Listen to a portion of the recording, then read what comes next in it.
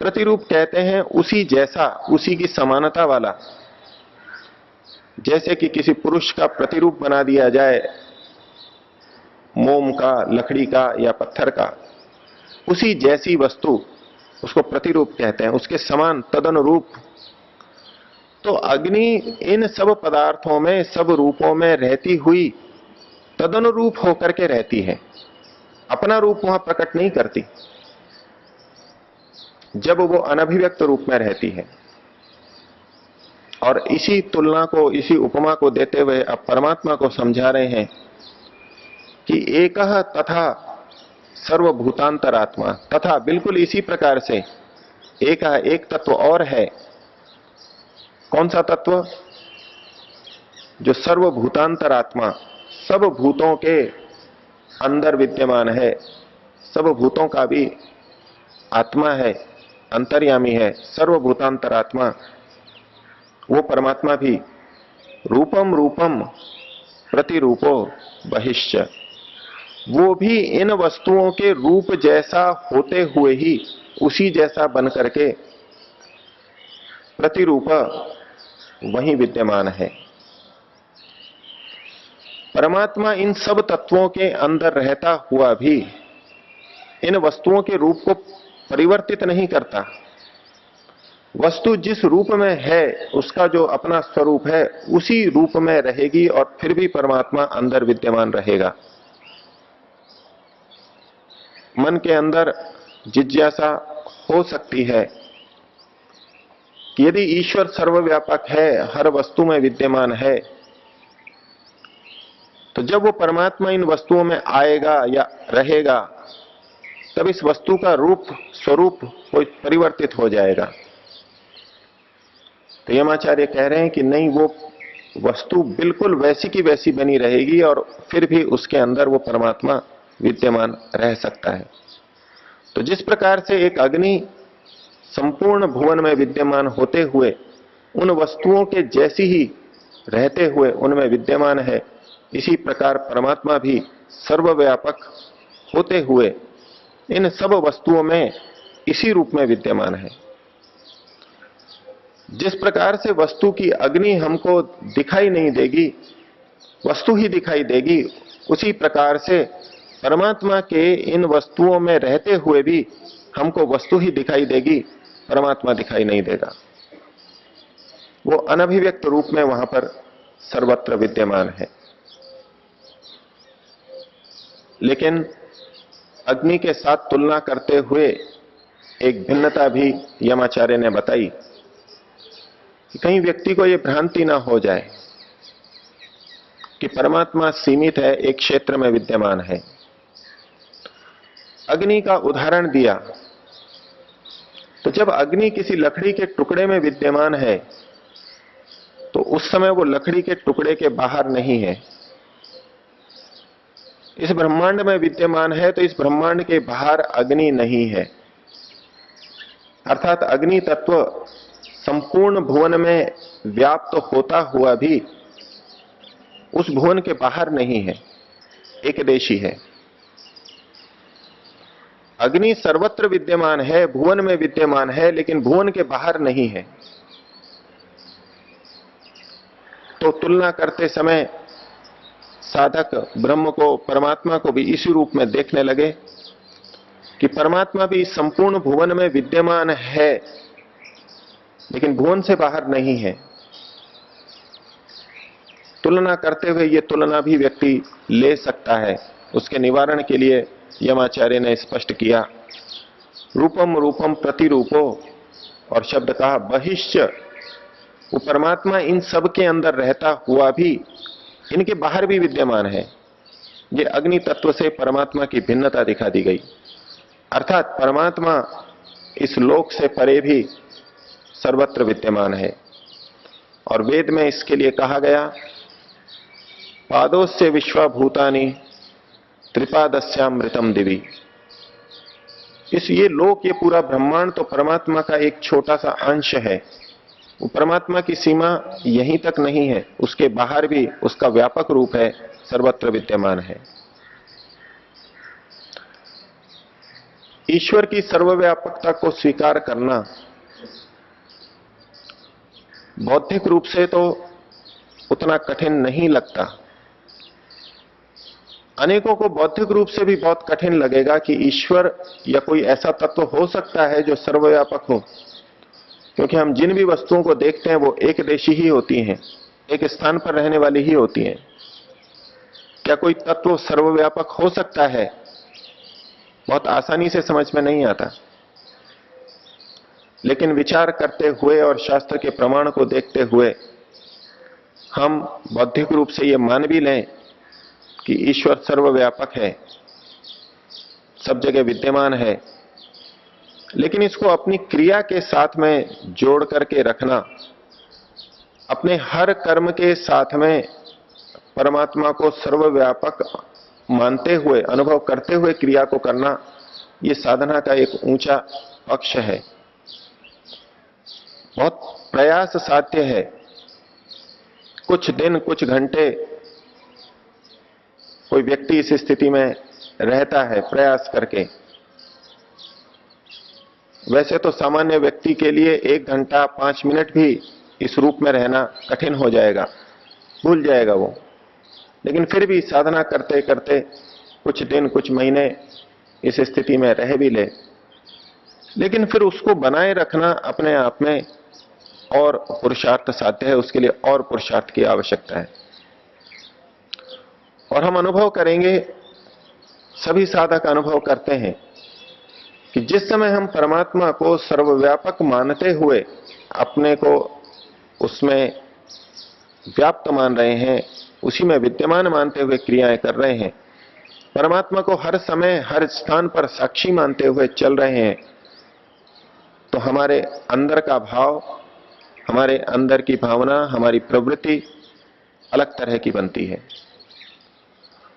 और हम अनुभव करेंगे कि जब जब हम विक्षेप से युक्त होते हैं, वितर्क से युक्त होते हैं, यम नियम के विपरीत स्थिति मन में या व्यवहार में बना लेते हैं, काम क्रोध लोभ मोह से युक्त होते हैं, उस समय हम परमात्मा को सर्वव्यापक नहीं स्वीकार कर रहे होते। जिस समय हम अधर्म कर रहे होते हैं, अन्याय कर रहे होते हैं, उस समय परमात्मा को सर्वव्यापक नहीं स्वीकार कर रहे होते हैं। तो ये परमात्मा की सर्वव्यापकता छोटा सा गुण होते हुए भी अपने आप में उतना ही व्यापक है, साधक के लिए उतना ही व्यापक है जिस रूप में ईश्वर की सर्वव्यापकता।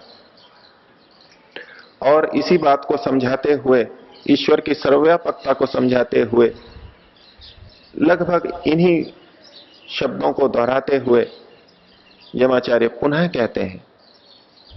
एक उदाहरण से परमात्मा की सर्वव्यापकता समझा दी, लेकिन फिर दूसरा उदाहरण देकर के एक श्लोक की रचना और करते हैं। 10वें श्लोक में कहते हैं, वायुर यथैको भुवनम प्रविष्टो रूपम रूपम प्रतिरूपो बभूव एकस तथा सर्वभूतांतरात्मा रूपम रूपम प्रतिरूपो बहिश्च। केवल एक शब्द का परिवर्तन किया।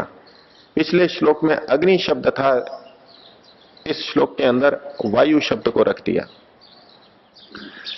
अर्थ वही बनेगा, जिस प्रकार से एक वायु तत्व संपूर्ण भुवन के अंदर विद्यमान है और इन वस्तुओं के अंदर रहता हुआ भी वस्तुओं के रूप में ही विद्यमान है, वस्तुओं का रूप परिवर्तित नहीं होता, इनके अंदर रहता हुआ भी अपने रूप को प्रकट नहीं कर रहा है।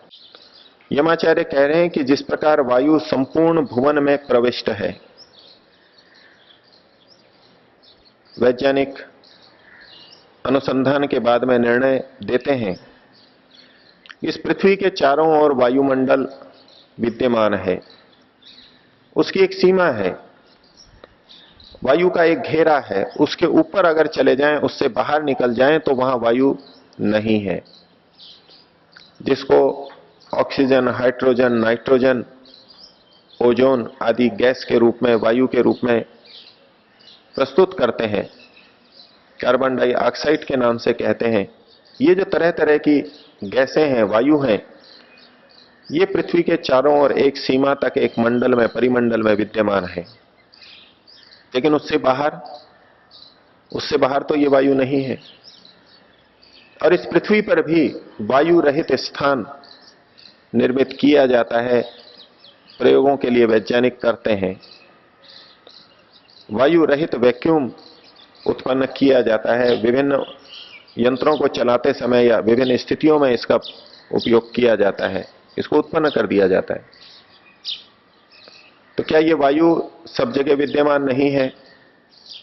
यमाचार्य तो जिस तुलना को दे रहे हैं, उपमा को दे रहे हैं, वहां वायु को संपूर्ण भुवन में विद्यमान बता रहे हैं। वैज्ञानिक अनुसंधान कर रहे हैं कि विभिन्न लोकों में वायुमंडल है या नहीं। उनका मुख्य प्रयोजन है जीवन की तलाश करना, अन्य लोकों में, ग्रहों, उपग्रहों में प्राणी है या नहीं।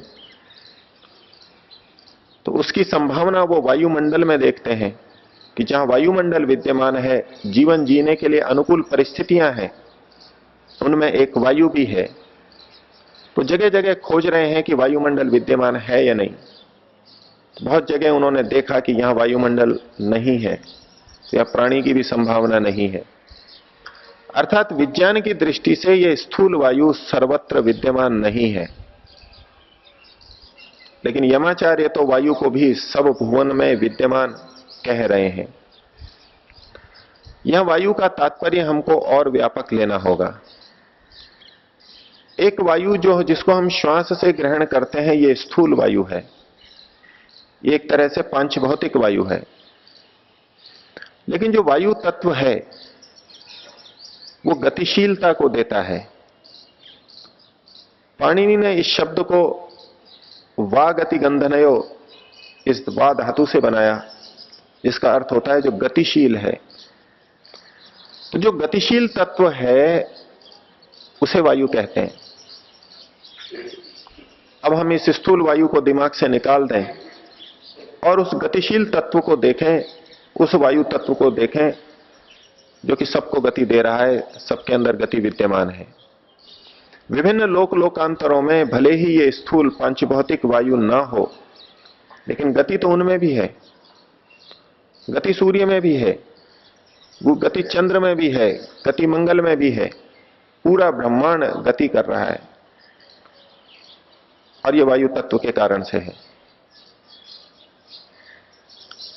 और यदि हम सूक्ष्मता में जाएं, परमाणु तक पहुंचें, तो प्रश्न होगा कि क्या इन स्थूल चीजों में, इन परमाणुओं में भी वायु विद्यमान है? लोहे का घन हो, टुकड़ा हो, क्या उसके अंदर भी वायु विद्यमान है?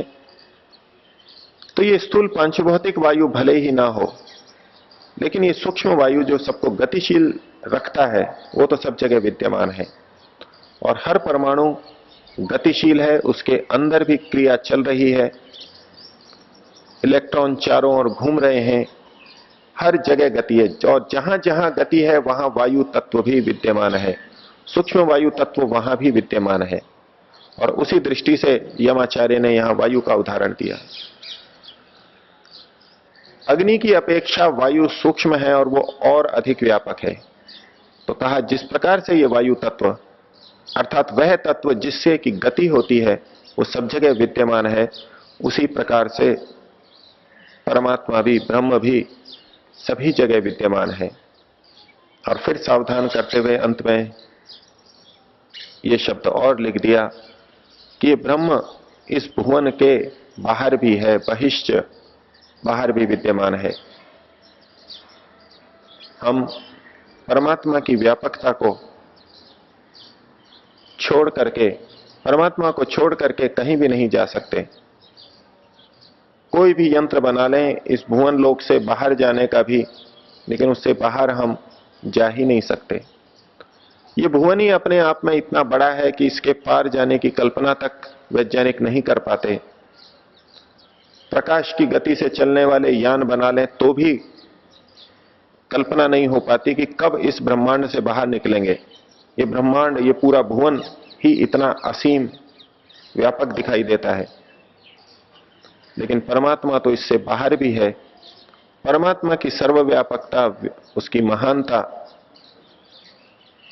हमारे मन के अंदर बैठे, इसके लिए यमाचार्य ने नचिकेता को उपदेश दिया। नचिकेता के मन में यह भाव बैठे, मृत्यु से यदि छूटना है तो परमात्मा की सर्वव्यापकता को हमें स्वीकार करना होगा, और स्थूल उदाहरणों को देखते हुए, उनकी उपमा देखते हुए उसी रूप में हम परमात्मा को भी सर्वव्यापक स्वीकार करें। 3 बार ओम का उच्चारण। ओ